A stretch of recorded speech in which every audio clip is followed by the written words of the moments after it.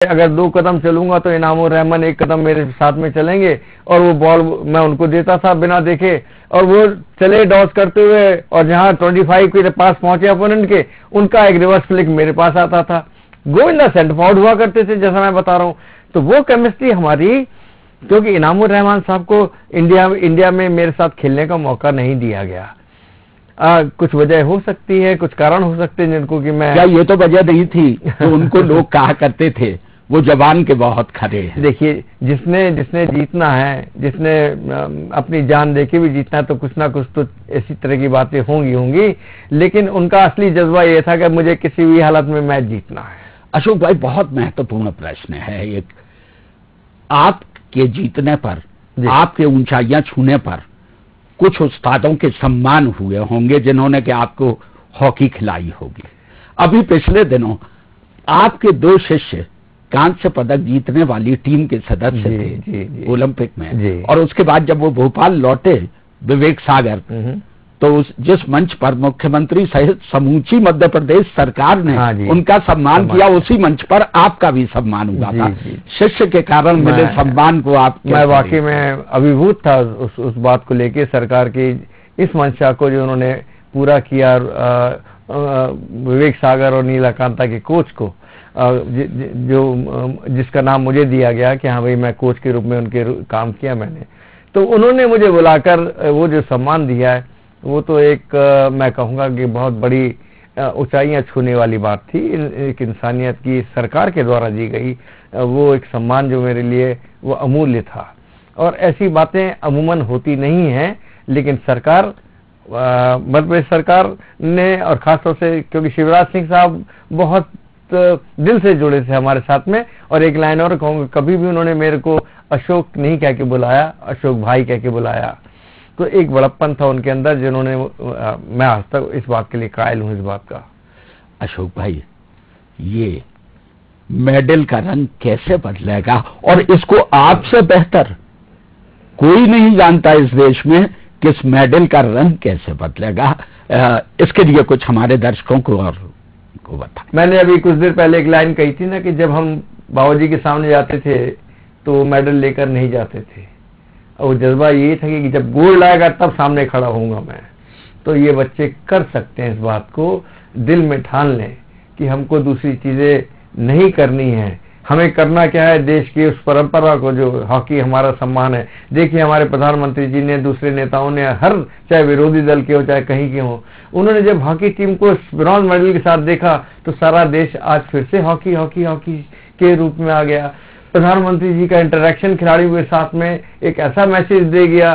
तो ये इंटरेक्शन करना एक प्रधानमंत्री के लिए छोटी सी बात है, लेकिन खिलाड़ियों के लिए बहुत बड़ी बात है। जो खिलाड़ी खेल रहा होता है, मैं बताऊं कि 1967-68 में मैं बिजनौर में गया था खेलने के टूर्नामेंट। केटी सिंह बाबू साहब, जिनको कि मैं हॉकी का बहुत बड़ा उस्ताद मानता, हमारे कोच भी रहे वो, और वो चीफ गेस्ट बने देख रहे थे। मैं रेलवे इंस्टीट्यूट की टीम से एक छोटा प्लेयर था उस टाइम में, मैं खेल रहा था। उनको मेरा खेल बहुत पसंद आया। जब पसंद आया तो उन्होंने बुलाया, उनका रुआब तो अलग सा था तो उन्होंने बुलाया, ध्यानचंद के बेटे हो जी, अच्छा खेलते हो, और पीठ पे 2-3 थपकियां दे दी।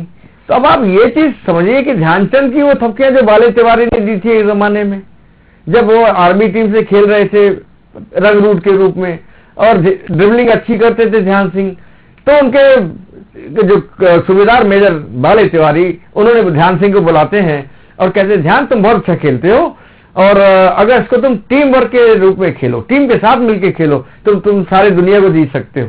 तो अब ये देखिए, वो थपकियां जो हैं, चाहे वो बाले तिवारी की हो या मेरी पीठ में बाबू साहब की हो, और मेरी थपकियां विवेक सागर को हो, तो भाई वो तो गोल्ड मेडल ही आएगा फिर तो।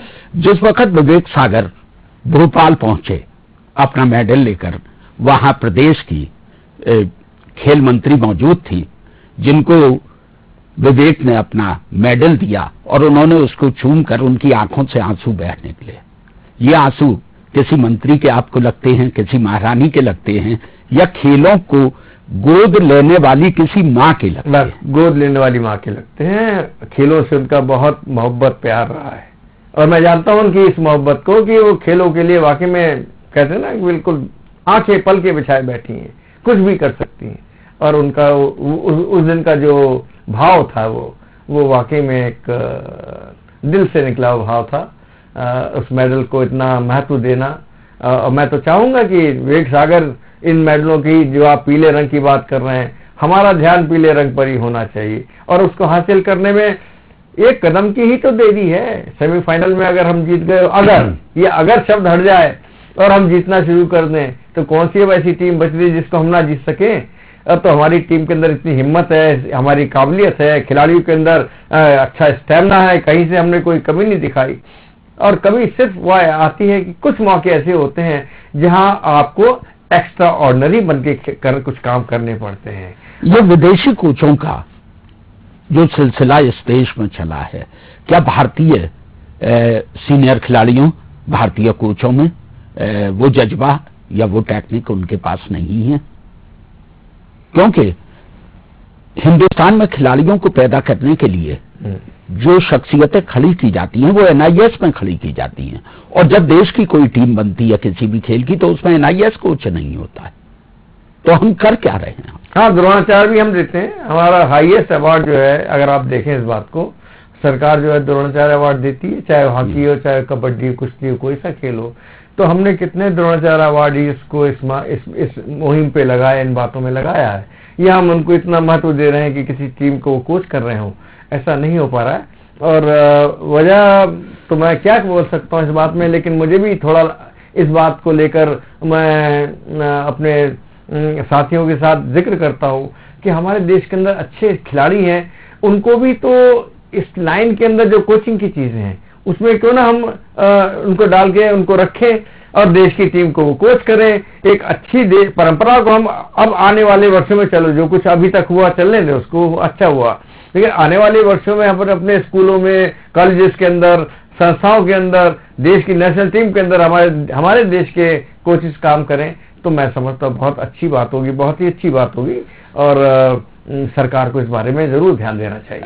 क्या आप न्यूज वर्ल्ड के माध्यम से सरकार से ये कहेंगे कि जब भी सरकार को आवश्यकता हो तो आप सेवा देने को तैयार हैं हॉकी के लिए? मेरा तो जीवन इसमें लगा हुआ है। मैं कहीं भी रहता हूँ, कहीं भी जाता हूँ, तो मैं तो यही कोशिश करता हूँ कि हॉकी को बढ़ावा मिले, हॉकी खिलाड़ियों को बढ़ावा मिले। खेल एक सम्मान सूचक चीज है देश के लिए। आप ये ना भूलें कि देखिए ना, जब मेडल जीत के हम आए हैं, चाहे वो पैरा ओलंपिक का हो, चाहे हमारे ग्रीष्मकालीन ओलंपिक का हो, हमारे सारे देश के लोगों ने खैर मकदम किया है, सर आंखों में इन खिलाड़ियों को बिठाया है। और एक ऐसा अभूतपूर्व प्यार सम्मान जो है वो इस बार दिया गया है, वो तो मैंने कभी देखा नहीं था। सही बात तो ये है। जितना जीवन में आपने जीतों के साथ सम्मान, लोगों की प्रशस्तियां, देश की तरफ से प्रशस्तियां जो प्राप्त हुई, उन्हें अगर आप क्षणिक ध्यान करके इस वक्त कुछ कहना चाहेंगे तो क्या कहेंगे? मैं तो यही कहूंगा कि खिलाड़ी के रूप में खेलने का जो अवसर मुझे मिला, और उसके लिए मैंने मेहनत करी, इसमें तो कोई दुराय है ही नहीं कि बिना मेहनत की तो आप कुछ हासिल कर ही नहीं सकते। और दीवानगी की हद तक मेहनत होती है, वो जिसको आप कह सकते हैं पागलपन। तो वो चीजें हमने करी कि पागलपन इसलिए करा कि मुझे ओलंपियन बनना है, पहली बात। जब ओलंपियन बन गए तो मुझे मेडल जीतना है, वो दूसरी बात, वो भी प्रण है, मुझे जीतना है। और मुझे आपसे अच्छा खिलाड़ी बनना है, ये मेरा तीसरी बात कि आप मेरे से अच्छे कैसे हो सकते हैं, मैं भी आपसे अच्छा हो सकता हूँ। तो ये चीजें हमने कॉम्पिटिशंस में अपने अंदर लानी शुरू करी, उसको अपने तरीके से। हमारे टाइम में कोचिंग नहीं होती थी, कोई कोच नहीं होता था, अपने आप से सीखी, आपकी चाल ढाल से सीखता था मैं, आपके खेल के तरीकों, जैसे मैंने इनाम रहमान की बातें सुनी होगी, खेल अपने खेलना शुरू कर दिया। तो ये वो चीजें होती थी जो हम लोगों ने अपने टाइम में करी हैं, और उसमें एक बड़ी दृढ़ता होती थी खेल के अंदर। 70 मिनट का खेल हम लोग खेलते थे, आज के खेल में तो आप 15 मिनट में, 10 मिनट में किसी भी खिलाड़ी को चेंज कर दे, लेकिन असली हॉकी जो ग्राउंड की हॉकी थी उसके अंदर 70 मिनट हमको खेलना ही पड़ता था। अशोक भाई, आखिरी सवाल आपसे, क्या खेल में कोई शॉर्टकट होता है? नहीं, के लिए कभी नहीं। और जो इस बात को लेके चलते हैं या सिलेक्शंस में गड़बड़ करते हैं या नहीं अच्छे खिलाड़ी को रखते हैं, उसका खामियाजा देश भुगतता है। आप यकीन माने उसका खामियाजा देश को भुगतना पड़ता है, क्योंकि यहाँ पर तो सिर्फ योग्यता ही काम आती है। आपकी वो चीजें यहाँ काम आती हैं जो आपने सीखी होती हैं, और जो सीखी इसलिए होती है कि जिस वक्त मौका मिले ग्राउंड के ऊपर तो आप किस तरह से उन बातों को उस मैदान पे उस मैच के अंदर रख पाते हैं, चाहे वो गोल स्कोर की पावर हो, चाहे गोल रोकने की तरीका हो, चाहे पेनल्टी कॉर्नर फेंकने का तरीका हो, चाहे पेनल्टी स्ट्रोक फेंकने का तरीका हो, तो वो चीज आपको ग्राउंड के ऊपर उस फ्रैक्शन और सेकंड के अंदर रखनी पड़ती है, और उसके लिए मेहनत सबसे बड़ी चीज है। अगर आपसे ये पूछा जाए कि खेल क्षेत्र में आपके सबसे खूबसूरत लम्हे, जो बात बहुत अच्छी लगी हो, और एक ऐसा क्षण भी कि जिस वक्त बहुत दुख हुआ हो, तो आप क्या कहेंगे इसके? 73 वर्ल्ड कप मेरे सामने आता है, मेरे सामने 1972 का ओलंपिक आता है, कि यदि 2-3 खिलाड़ी मुझे मिले होते 72 ओलंपिक में, जिनका मैं जिक्र कर रहा हूं, चाहे वो इनामुर रहमान साहब हो, बलबीर सिंह रेलवेज के हमारे, जिनको कि मैं राइट आउट एक ऐसा खिलाड़ी मानता था कि मैं कहूं कि मैं उनके सामने कुछ भी नहीं था उस टाइम में, लेकिन मेरे अंदर जो चीजें थी वही था कि मेरी बॉल कंट्रोल और मेरा पासिंग सिस्टम अच्छा था। मैं खुद कह सकता हूं कि वो अच्छा मेरा पासिंग सिस्टम था, जिसके फायदे मैं इनामुर रहमान के थ्रू उठवा सकता था और बलबीर सिंह द ग्रेट के सेंटर फॉरवर्ड के मामले में उठा सकता था। तो वो हमारा 72 का ओलंपिक, जिसके लिए फिर हारने के बाद 4 साल फिर इंतजार करना पड़ता आपको। अगर हम 72 में जीत गए होते पहले ही अपीयरेंस में, तो हम सब अगले ओलंपिक के लिए तैयार हो जाते। तो ये पहला था। 73 वर्ल्ड कप मेरे जीवन में एक दुख भरा था कि हम 2 गोल की लीड लेने के बाद उससे हॉलैंड से हमारी टीम को पेनल्टी स्ट्रोक में टाई ब्रेकर में हमारी टीम हार गई। टाई ब्रेकर मतलब आपको खाली गोल करना है, गोविंदा से नहीं हो पाया, हम हार गए। और डेफिनेटली हर खिलाड़ी का कोई भी हो, क्या ये बात सच है कि सिर्फ पंजाब से न खेलने जाने के कारण इनामुर रहमान एक ओलंपिक से भी बाहर कर दिए गए थे? जी, ये चीजें होती रही, इसमें तो कोई शक नहीं। जैसा मैंने आपसे कहा कि ये चीजें अगर ना हो तो हमारी टीमें तो जाने कहां से कहां पहुंच जाती हैं और जीतती। तो फेवरिज्म उस हद तक की जहां क्वालिटी को खराबी ना हो, आपकी जो क्षमताएं हैं उस पर असर ना हो, तब तो मैं मान सकता हूं कि हाँ चलिए एक आध मिसाल रख सकते हैं इस बात की। लेकिन अगर आपके पास वो मारक क्षमता ही ना हो टीम के अंदर, वो डिफेंसिव कैपेसिटी ना हो, और तो टीम कमजोर होती चली जाएगी। और ऐसा ही हुआ, ये 41 साल का हमारा ये टाइम गुजरा है, हमारे तो एक्सपेरिमेंट ही गुजरते होते चले गए इसके अंदर। 41 साल क्यों लगे, किसने लगाए?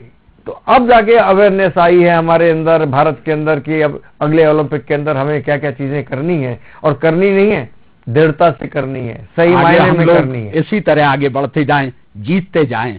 और अशोक भाई, आज न्यूज वर्ल्ड के स्टूडियो में आने के लिए कोट धन्यवाद। सुनैना साहब, आपने बहुत अच्छे तरीके से इस बात को टैकल किया, इस बात को लिया है, और मैं चाहूंगा कि हमारे सभी खिलाड़ियों को जो देख भी रहे होंगे, सुनेंगे इस बात को, उनके अंदर ये हिम्मत है।